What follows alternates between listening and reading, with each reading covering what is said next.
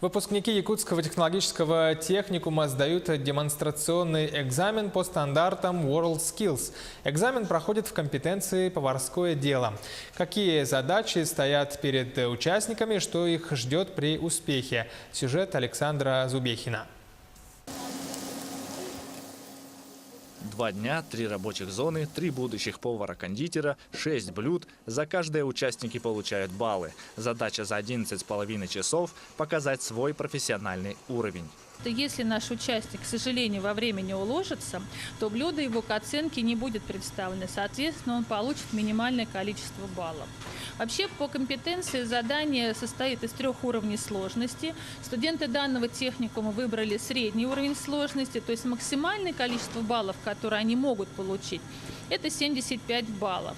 В оценке участвует 9 экспертов, представителей работодателей. Всего 3 группы экспертов. Из них 2 оценивают организацию рабочего места, сложность выполнения работ, режимы температуры хранения продуктов. 3-я оценивает вкусовые качества блюд и их внешний вид. Я работаю уже свыше 6 лет. Шеф-поваром больше 3 лет. Если человек, участник, очень себя хорошо проявил, мы можем предложить ему, конечно же, свою работу. Какой он подходит больше всего. Кондитер, горячий, холодный. В чем он лучше справляется? С помощью видеокамер посмотреть экзамены и оснащение площадки могут будущие абитуриенты и их родители. А также это нужно для того, чтобы экзамен был максимально прозрачным. Работы, которые выполняют студенты, должны соответствовать той сложности и тем требованиям, которые на сегодняшний день предъявляются к выпускнику. Благодаря тому, что мы показываем наших ребят, какие они у нас все красивые, что они умеют всем пользоваться, что они достаточно все творческие личности, мы привлечем в эту профессию действительно заинтересованных абитуриентов.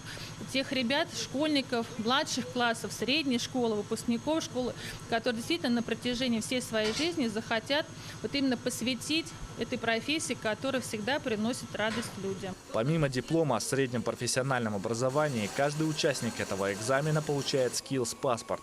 Он действует в 15 странах, которые подписали соглашение с Союзом WorldSkills и дает преимущество при трудоустройстве. Александр Зубехин, Илья Сыромятников, Якутск.